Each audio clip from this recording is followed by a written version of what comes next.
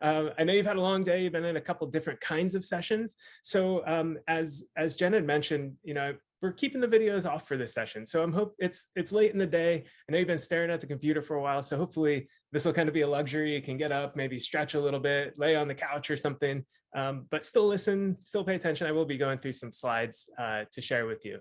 So I'm not going to be asking polls. I'm not going to be putting anything in the chat. We will be doing a breakout session about 25-30 minutes in, and then we'll leave some time for Q&A at the end, and that'll really be the opportunity to kind of interact with one another. As always, though, please feel free to put stuff in the chat. If you have any questions or comments or insights or critiques, please use the chat. We'll be sure to monitor that. Final housekeeping thing. I'm not sure what you're looking at on your screen, but there is a way to kind of make the slides and the video equally sized. So I just want to put that out there in case I'm this little dot in the upper right hand corner. So changes abound. They certainly do. What a couple crazy years we've been going through, to say the absolute least. I will not go into it all, but it's been highly volatile. It's been very scary. And, I just want to take a second to acknowledge that. And I hope you're all doing well. I hope your loved ones are safe and healthy and happy and secure as much as we can be under these trying circumstances. And why is it important to understand change and know how to manage it and know how people go through it? Is because it helps us be resilient as individuals, as a collective, moving forward into the future together. So that's what we're going to be talking about today. We're going to be talking about change, how to manage it, how to understand the process that we go through as human beings. So on the bottom of the slide here, I have this thing. Please think of a personal change you've experienced recently. Don't put it in the chat, no need for that, but just get something in your mind that you've gone through somewhat recently. And as we go through the material today, hopefully you have an opportunity to kind of apply what we're learning to that change and see if maybe some of it resonates. So we have a lot to cover. We're going to go ahead and jump in. But first of all, I just want to share some resources with you here. Kyle and Jen, I believe, are going to put in the chat box a link to a temporary website that I put together that includes these 3 resources. First of all, it's a PDF of the slides. So you're going to have them just in case, maybe you missed something or you want to drill into something a little bit more. There's going to be a workbook with tools in it. That's going to be a Word document. And I'm going to be going through some models and some theories today. And that's a place for you to do something with it, right? To actually put it into action. So hopefully you'll find that helpful. And then finally, there's this change readiness assessment. So that is an Excel document that has some questions you can go in and answer, and it'll pop out a score about your readiness for change. I did not develop that survey, but I put it into Excel form so you can do it online and the scores pop out and tabulate automatically. So hopefully you're able to access that now. They're also going to be putting my email address in the chat. So if for some reason you can't access them right now or you're having difficulties, please feel free to email me after. I can shoot you these resources, no problem. And also feel free to email anytime. If you want to talk about any of these topics, if you have any questions, again, if you have any critiques, always happy to talk story around that. I'm here to help. Last thing on the slide is you'll see these 2 icons. There's the pin and the tool. The pin you'll see on some slides as we go through, and that indicates that there is a reference in the back that I'm using for that concept. And then the tools you'll find on slides where there's a corresponding tool in the workbook. Okay. So hopefully you all have been able to access that now. Excuse me while I have some water. All right, so now let's get back into it. Let's focus, and we're going to get into the topic for today. So here's what we're going to be talking about. We're going to be talking about culture and change. You can't talk about change without talking about culture. Then we're going to talk about managing transitions, is how individuals go through change. Then we're going to have that time for the breakout. Again, it'll probably be in about 25 minutes. So keep your eyes and ears out if you're up kind of walking around or stretching. Then we're going to come back, going to talk about personal change, a few concluding remarks, and then we're going to have some time at the end for Q&A. Okay, so before jumping into the actual meat, I want to talk about organizational development for a second. This is the work that I do. This is the field, and it's been around for a long time. Organizational development's origins go back to like the 1930s when people started realizing, ooh, organizational structures affect the people, affect employees. Despite its longevity, I feel like there's still some ambiguity around it. So I just want to share how I approach this and how I understand organizational development. In short, organizational development is a method of change. Let's call it the OD method. The goal of organizational development is to maximize the potential of people, of leaders, of teams, and of organizations. And it's a process based in the social sciences, so it's very people focused. And I'm going to share with you a very straightforward three-step process. It looks easy on paper, but there's obviously a tremendous amount of nuance when it comes down to doing, getting into the work. So first, it's understanding the current state. What's happening currently? What's working well? What are your strengths? What are some of the challenges that you're experiencing? What are your values? What is going on currently? And the best way to find that out is to ask people. That can be done through interviews, focus groups, surveys, but it's getting a nuanced understanding of the current state via the people. I come from the mentality that all organizations and organizational members, they know what the challenges are, and they oftentimes know how to solve them. They might just not have the opportunity to share that in a safe space. And that goes to what Maya was talking about this morning in the keynote about that psychological safety. Do employees feel comfortable speaking the truth to power even? And so you really want to hear, especially from frontline employees, customer facing employees, the people that are doing the work oftentimes know it best. Okay, and then it's understanding the future state. So where are you trying to go? If you don't know where you're going, you're liable to wind up someplace else. So it's having a crystal clear vision of the future state in very explicit terms. So you know what you're trying to achieve. All barriers aside, all current state aside, if everything went perfectly, what would that look like? And then with a thorough understanding of these two, it's developing the action plan. Now, the action plan, the interventions, the solutions are the things we're familiar with. So that's engagement, as Raquel and Sarah talked about in one of the last sessions, which was amazing. That's the learning and development, right? That is the executive coaching. That's the mentoring, performance management, those types of things. Those are all action plans. And what happens is a lot of times people go right to action planning without having an understanding of the current and future state. Okay. And so the reason I'm sharing this with you is because it's the framework through which we're going to be talking about change. You'll see these islands on the bottom. We're going to get to those again. It's basically going from point A to point B. And in the slides that I shared with you, there are more details about the action plan. I'm just not going to share them with you now, as to be distracting. Okay, let's get into it now. So let's talk about culture and change. Again, can't talk about change without talking about culture. So I want to make a key distinction up front. So change is something that happens. It's a situation, right? It can be planned or it can be unplanned. So some planned changes, it could be moving into a new home, taking a new job, having a child. Some unplanned changes could be having a child. It could be, let's see, COVID happen, or the weather changes, or maybe a boss leaves or something of that nature, right? So change is a situation. Change management is a structured process of change. So it's kind of like project management. It's getting from point A to point B with all the Gantt charts and all the things that need to be considered to make a change successful. And then finally is transition. Transition is our individual psychological adaptation to change. In other words, it's how we deal with it. And so this is the approach that we're going to be talking about primarily today. And this is my approach to change, is that we need to understand how individual people go through change, because people are what make change happen or not happen, right? And so so it's helpful to understand how people go through change. What we're going to do on the next couple slides is we're going to kind of go, I think, in funnels. Yeah. So we're going to talk about the organizational level, like change management, and then we're going to drill down to the individual transition. Okay, so first, let's talk about some change management models. So I'm going to share some with you. I'm not bringing these up to go through them by any means, nor am I bringing them up to discredit them by any means. I'm going to show them to you now, and then I'm going to take them away because I don't want you to get distracted and looking at all the details. So these are some common models. There's Kotter, ADKAR, Lewin's Appreciative Inquiry, Judson. There's also ProSci out there. So these are tried and true models. They've been used for a long time, and there's a lot of value in them. Okay, I'm taking them away now.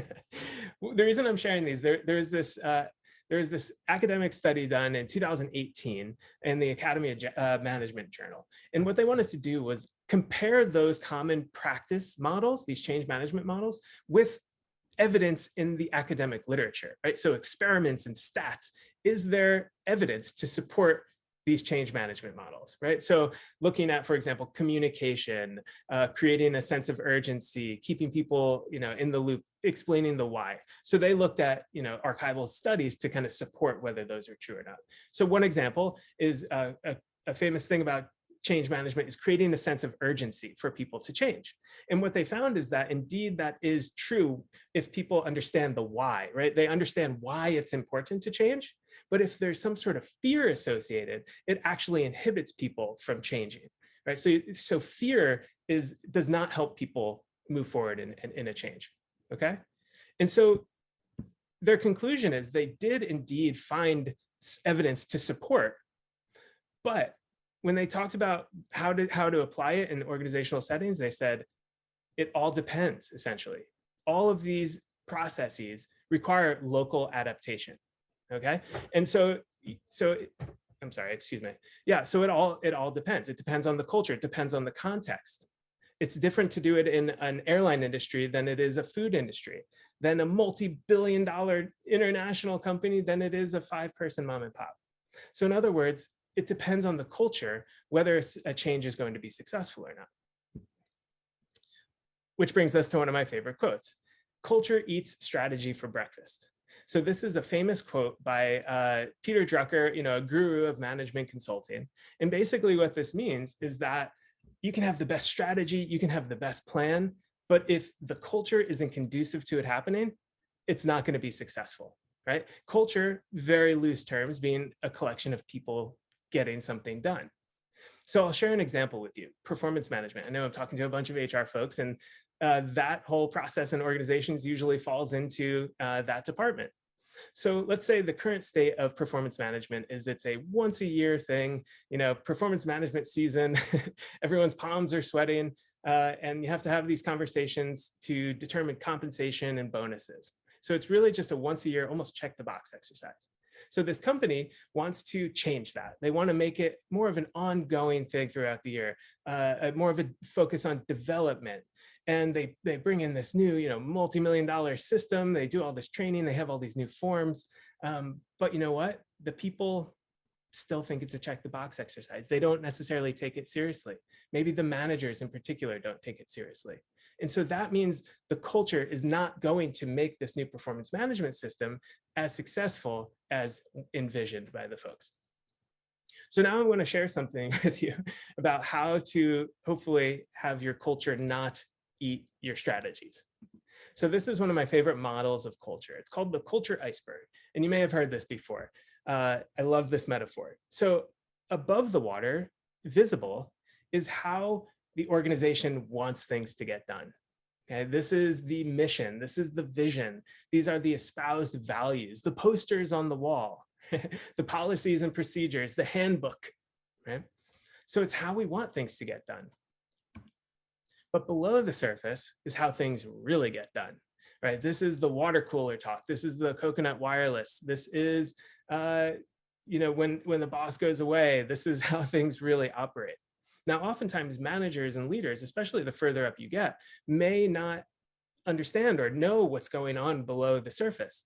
And so it's a manager's role to understand that and then make these two aligned to the greatest extent possible. So think about the performance management example that I just used. On the surface, everything looks great. We checked all the boxes, right? But below the surface, people weren't taking it seriously. And so there was misalignment in the change that was trying to be achieved.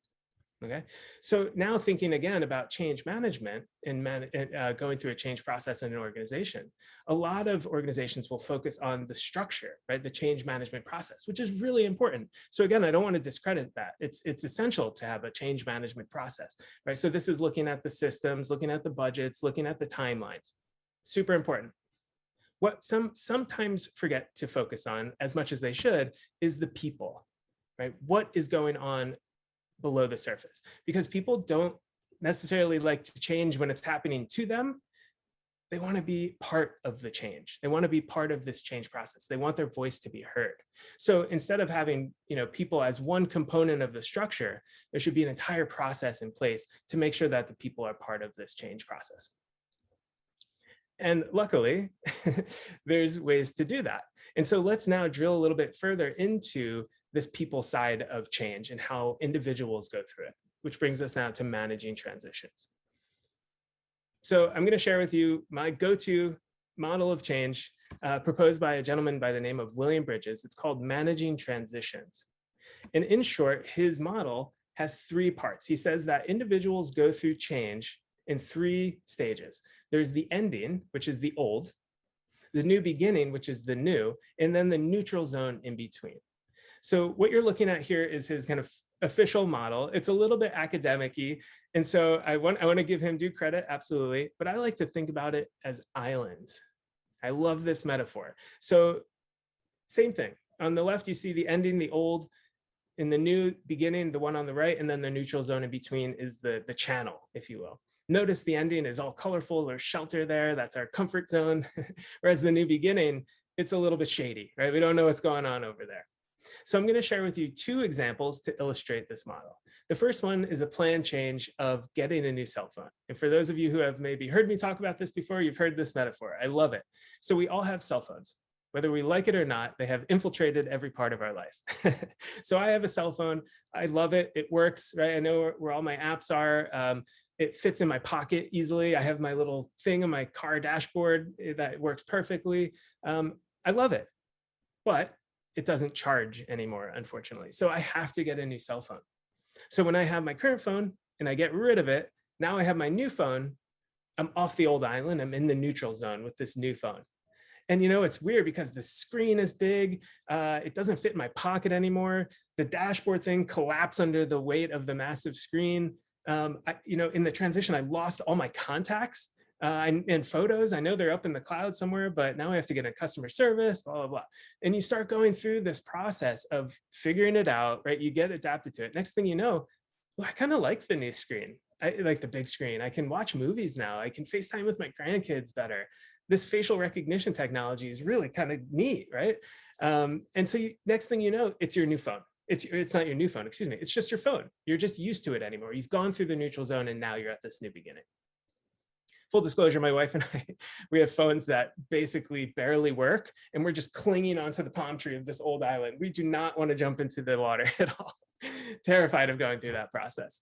Okay, so one more example is unplanned change. And let's use COVID here. So COVID, we got pushed off the old island. There wasn't much time to prepare. We just find ourselves in this neutral zone, kind of swimming around. And one of the things that makes it really challenging is we don't know what the new beginning is either. There's been a couple times we've been crawling up on the shore and then a spike hits, or then the Delta variant comes. And so that's something, again, that makes it very challenging, is that we're just kind of wallowing in the space of uncertainty and confusion, and we don't really have a clear understanding of what the future is going to look like. And so we're preparing the best we can, but we still just don't know. It's a very unknown situation. So in your toolbox, you'll find ways to kind of help manage each one of these areas, right? So this isn't just a fun metaphor just for sake of conversation.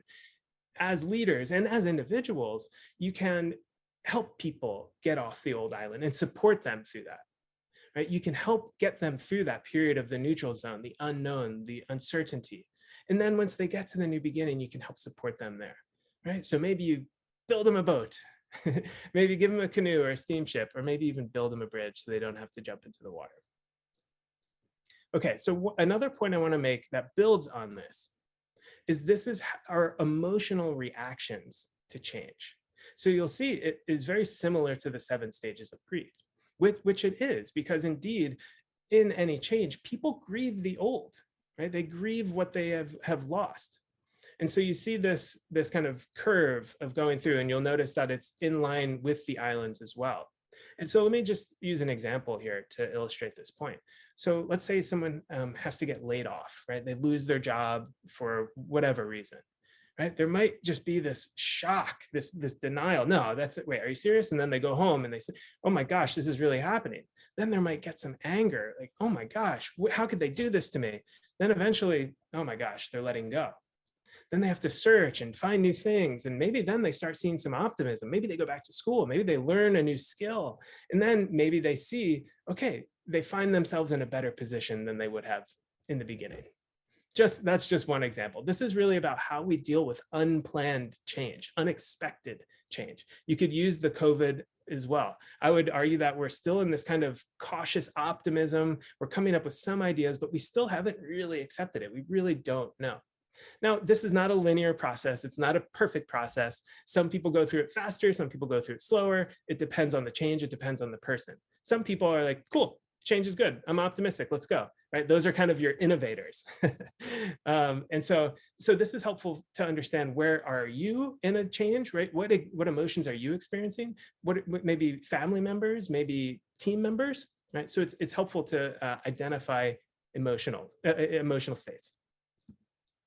And so to kind of wrap up that piece here, there's 3 types of change intelligence. And this comes from a coaching framework. The first one is me. How do I go through change? What are my emotional reactions? What are perhaps my less than desirable reactions to change? Right? What are my strengths in change? And having that sense of self-awareness. Then it's understanding you. How does another person go through change? What are their strengths? What are their perhaps less than desirable reactions to change? So that could be a significant other, it could be a manager, it could be a coworker, right? But it's understanding that we each go through change similarly, but we have our own way of processing it. And then finally, how do we as a collective go through change? That could be a family unit, it could be a team, it could be an organization, it could be a department.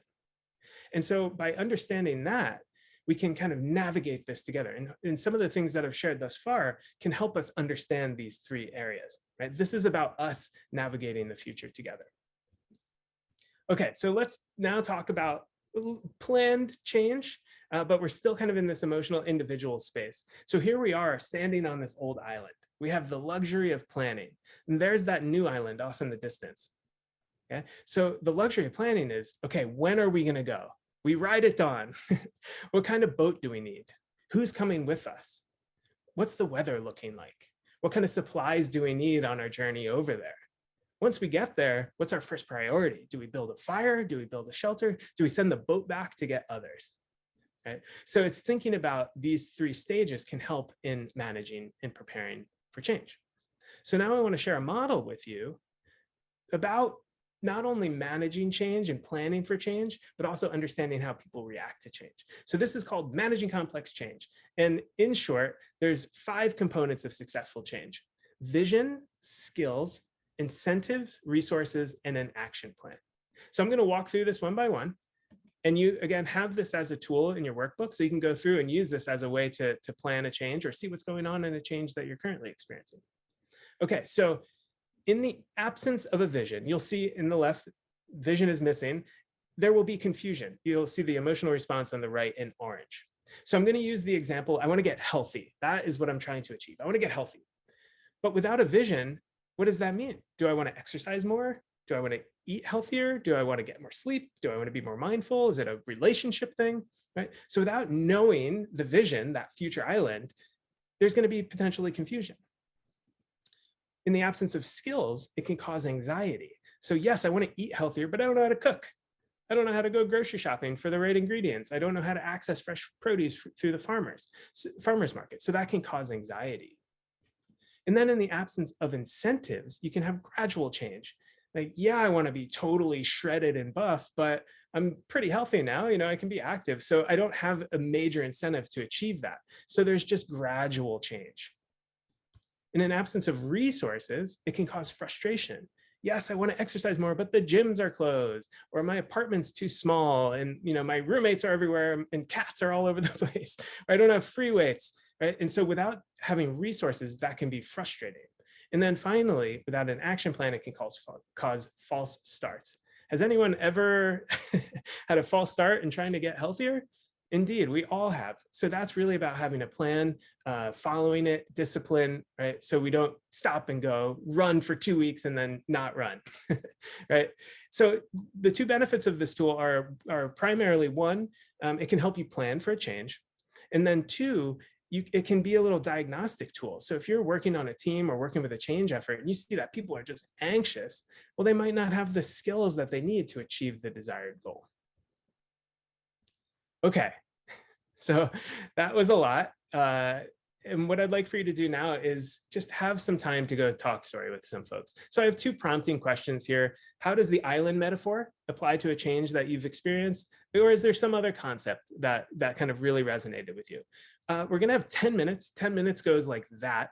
So if I might kindly ask whoever's birthday is next in the breakout session, if you might just guide the discussion, maybe have people introduce and then share something. I don't want to put too much structure around it, but again, 10 minutes goes really quickly. And so some sort of structure would help with the flow of the conversation.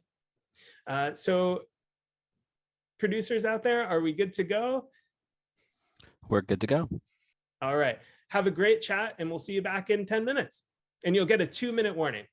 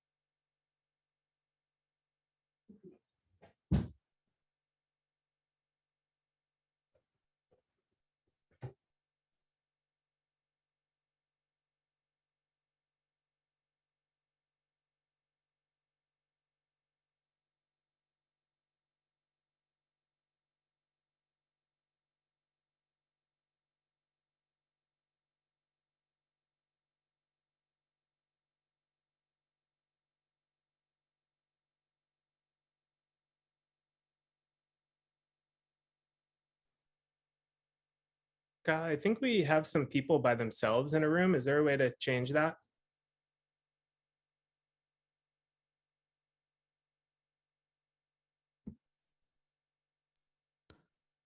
I'm gonna move someone out of room 6. Is that okay? Yeah, sure. And room 12 too. I don't know how to do it, but room 12, Okay. there's just one Let's do person. it right now. Yeah, Karen.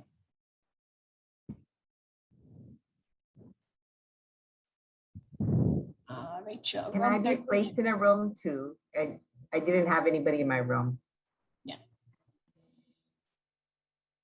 Will do. Thank you. And then Rachel Young, room 13. Are you doing this, Kyle? Yes. Okay. Okay. Did we move Pearl? I'm gonna move Pearl. And I'll move Rachel to room 15.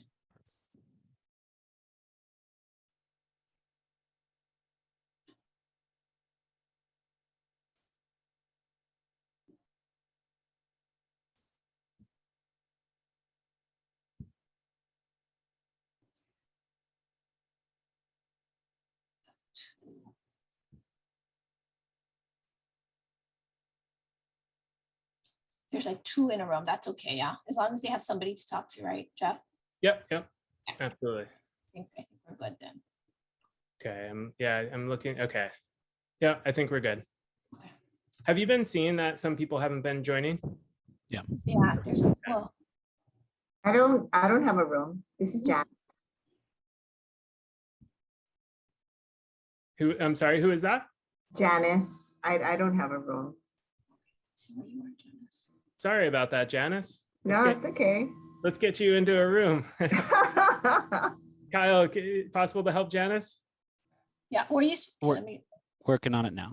Okay, thanks so much. Yeah, I know some folks might just want to be listening to. I did that with a couple of sessions earlier.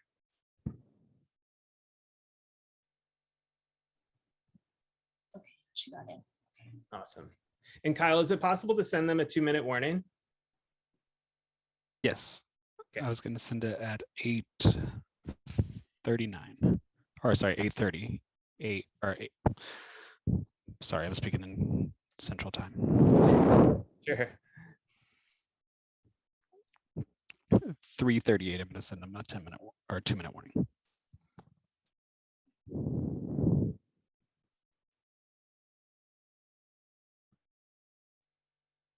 I want to go join them. You can. I just don't want to get lost in cyber world somewhere. That's why I'm not.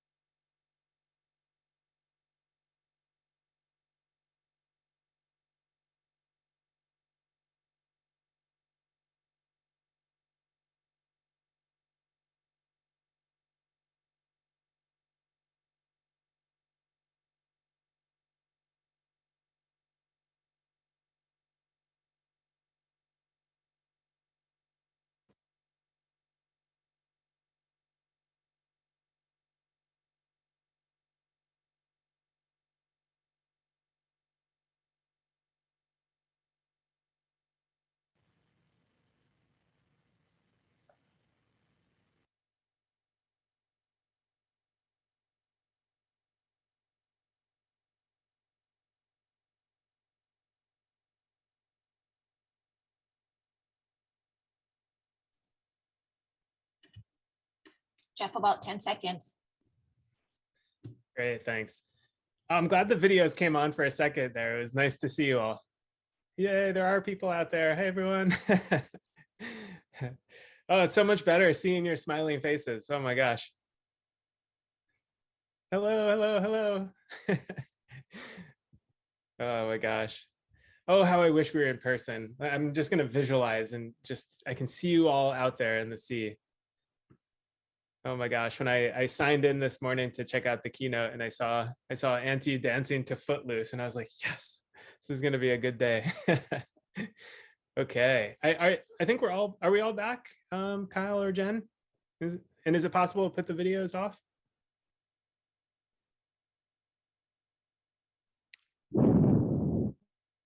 Yeah, this is everyone. All right.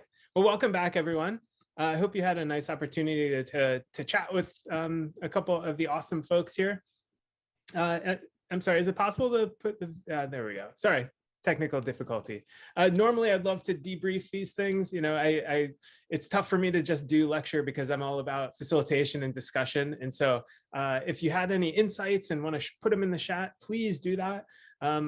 Unfortunately, we are not going to have any time to debrief, but we can always leave that open too in the Q&A.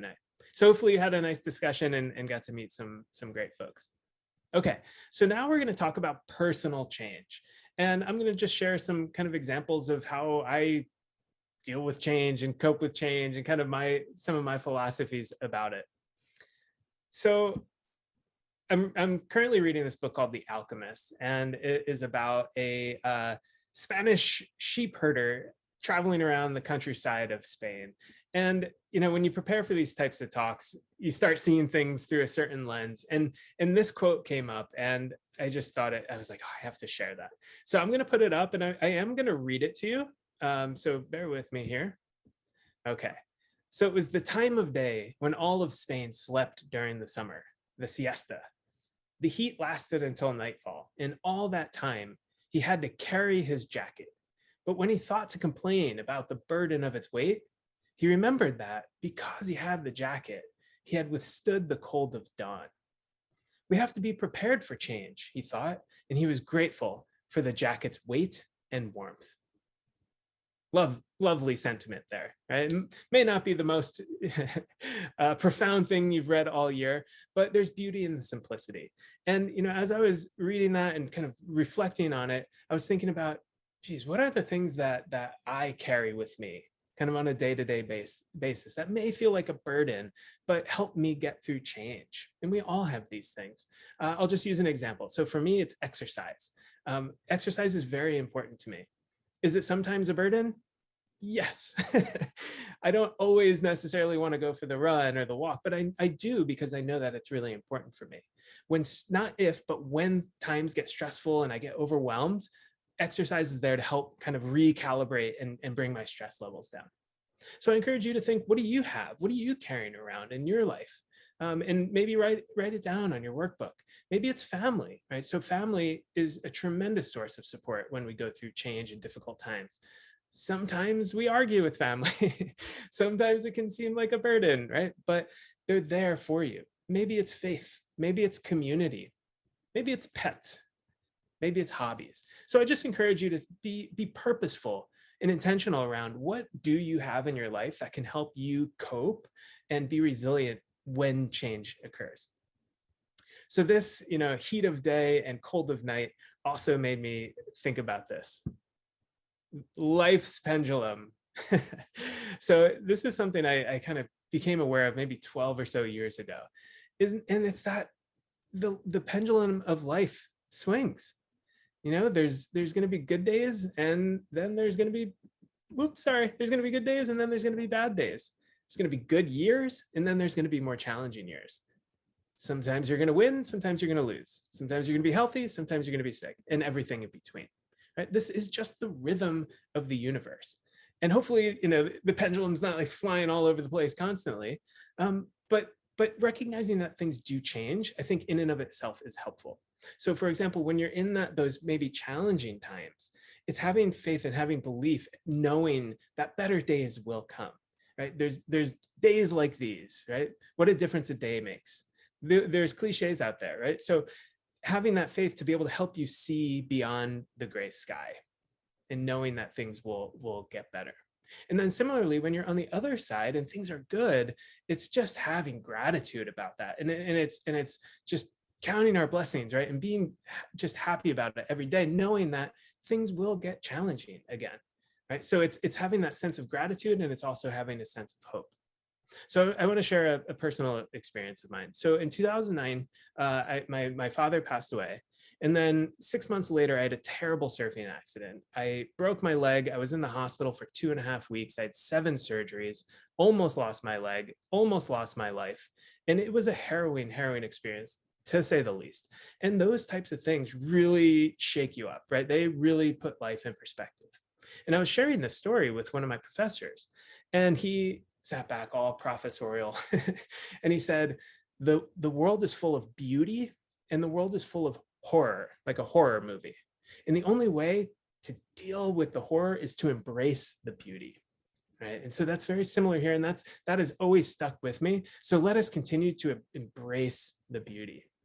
Just to close up that story, I was on my exercise bike. I was in Half Moon Bay, California, doing my rehab, and I got a phone call from UH saying I got accepted into the doctorate program, and I was on my way to Hawaii. The pendulum swung. Okay, so I'm going to get off my soapbox now. I know I was a little philosophical there. So this is one of the last things I want to share with you. So here you see, these are called Russian stacking dolls. And for those of you who are not familiar, the little thing in the right-hand corner, the little baby, goes into the next one. Both of those go into the next one, and so on and so forth until they're all contained in the larger one. For some reason, I had a bunch of exposure to these as a kid. I think my family friends had like a collection. So I have this very vivid, very vivid memory of these, which is perhaps why they made my slide deck. But so now it relates to this model. Okay, this is the layers of change. Things don't happen in a vacuum. And so this is called the social ecological model. I know that's all academic and everything, but it's a very useful model for many, in many spaces. And the whole idea is that there's layers of things happening around us, right? So there we are, that little baby Russian doll, the individuals, and then we're surrounded by greater context. So I'm going to share an example here just to illustrate this model. So on a global level, COVID, right? COVID is affecting the entire world. Another example would be climate change, right? So there's things happening at a global level. And then at a national level, somehow it is perhaps different, right? So does a certain country have access to vaccines? Do some not? How does that enable or inhibit their ability to manage the virus, right? In Hawaii, we closed our borders to tourism. It's just an incredible experience that I don't know if that's ever happened here. And all the challenges that came with that, right? I mean, it was a very unique to our local community, to our state here, the closing of tourism. Then think about industries. Was an industry deemed essential or was it not, right? There's some industries that are busier than look at healthcare. They're busier than they ever could have been or ever even imagined. Whereas movie theaters, gone. Had to shut their doors for a year. So at the industry level, how is this affected? Then at an organizational level, were people able to go work remotely or were they not? Were they able to be in the comfort and safety of their living room, or did they have to be, kind of in the line of fire on a day-to-day basis? And then finally, at the individual level, our own sense of well-being. We're, in the context of all of these changes happening around us, does one lose their job, or do they have coping mechanisms? Do they have family? Are they supported, right? And so I don't share this to be overwhelming, but I use this as a tool. And this again is in your workbook. When I get overwhelmed, and I do very often, I use this model to kind of deconstruct everything that's happening, because it's easy to get overwhelmed by all the things happening.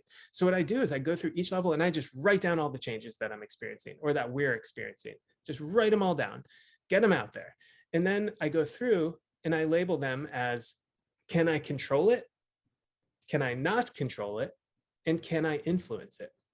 And so then that helps to find the things that I can do today. I'm going to take care of these 5 things today, and that'll help me feel less overwhelmed. Whereas these things I don't have any control over. So I'm going to have to learn how to just be okay with it. I'm going to have to learn to just live with that. And then here are maybe some things that I can influence. I might not be able to do it today, but I can slowly chip at it. And so that gives you an opportunity to prioritize and focus your energies and not just almost get crippled by the overwhelming sense of all the changes that abound. Nice little plug of the title there. Okay, so the last thing, and kind of building on this is breaking down change. We think of a change, but it's actually a series of smaller changes. So I'm going to just use the example here of COVID. Sorry to keep talking about COVID, but it is omnipresent in our worlds right now. So COVID is actually a series of changes, some horrifying and some relatively, inconvenient, if you will. And so it's figuring out, okay, what can we deal with? What can't we deal with? How do we cope with that? And so if you just think about, and this is in your workbook as well, but if we get overwhelmed by a big change, a big thing happening in an organization, okay, let's break it down into manageable parts. And that helps to kind of just start prioritizing and chipping away. Okay, so in conclusion, we are all navigating to certain future islands, right? We all have our plans. I want to go back to school. I want to, buy a home. I want to build a family. I want to get that promotion. In organizations, okay, we need to implement this new system. We want to enhance employee engagement, right? We all have these future islands that we're navigating towards. But as we're on the way, right, the seas can get rough. The sail can rip, right? All these unplanned changes and things that we need to be resilient. And so hopefully, recognizing that that's just the reality, hopefully some of the things that I shared with you today can help kind of understand the planned and the unplanned change and help us as individuals be more resilient, help each other be more resilient, and then collective as we navigate this future together. Okay, so I want to leave you with this. So there's a study in 2013 of executives, managers, employees, and they said that the #1 obstacle to change is, drum roll, change fatigue. I looked at a study that came out 2019, and it was about 51%.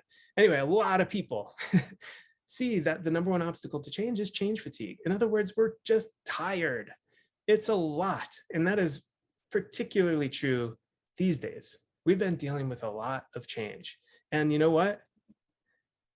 Go easy on yourself. You're doing great. This is just really hard. I saw this in the early stages of the pandemic, and I just thought it was really nice. Someone went outside and put that up there. So you know what? We got this. Hang in there, and we're in it together as a community. So thank you all so much for your attention. Thanks for joining. Thanks for the work that you do. And here is my contact information. I'll come back to it. Here are the references. And you have these in your slides. But I think we have some time for Q&A. So thanks everyone so much.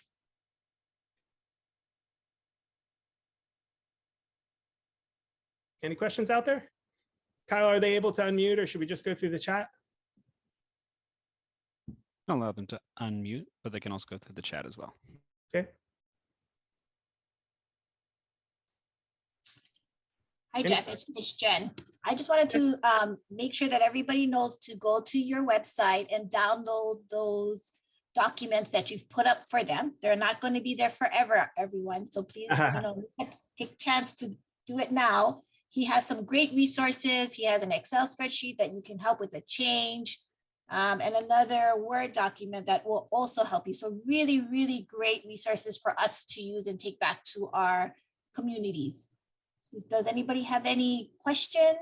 Thanks for that, Jen. And I'll leave that web. It is a temporary website. I'll leave that up until Thursday of next week. So hopefully you'll have plenty of time to access it. Again, there's my email address. If you can't for some reason, please go ahead and email me. I'm always happy to share those with you. So there was one question asked that I could respond to. So the question on I forget what's the thing? Anyway, it doesn't matter. So the question was, what are the 3 barriers to change and how to solve them? And I would say I shared some of those today, but really I think it's the people. I think it's people, because again, people make change. So the barriers or the obstacles to change, I would say, one, are people not understanding why it's happening, not having a voice in the change, and then perhaps not believing in it, or again, not feeling like they have the skills or they know how to do it. And maybe they have something to lose from the old. So I think it's always really important to ask people or understand somehow, get a sense of what are people losing from this change? Because I'm sure there's people out there that, don't want to change because they're going to lose something. They're in they're a very comfortable place. And that's more challenging if it's managers and people in power as well. Thanks everyone for your kind words in the chat. Appreciate it. Any questions? Come on, we gotta have some questions out here. I have one, Jeff. How do you combat change fatigue as HR professionals and we're in charge of doing all of these things? How do we combat it, or how do we help our organizations with that? Yeah, it's a hard one. It's a hard one. And I think first things first is acknowledge it. Acknowledge it, thank people for everything they're doing, right? Like have a sense of gratitude to it. Because I think a lot of people want to do their best, right? They want to succeed. They want the company to succeed. And when they finish a project and then it's next on to the next project and there's 40 projects, I think just the fact that people do that is just remarkable. It's incredible. And so I think acknowledging that it's a lot of change, having gratitude for everything they're doing, and celebrating the wins as well. And you know, whatever that may look like. And it's hard. And maybe it's shifting I'll leave it at that. It's a hard one, but I think acknowledgement goes a long way. Acknowledgement and gratitude and celebration.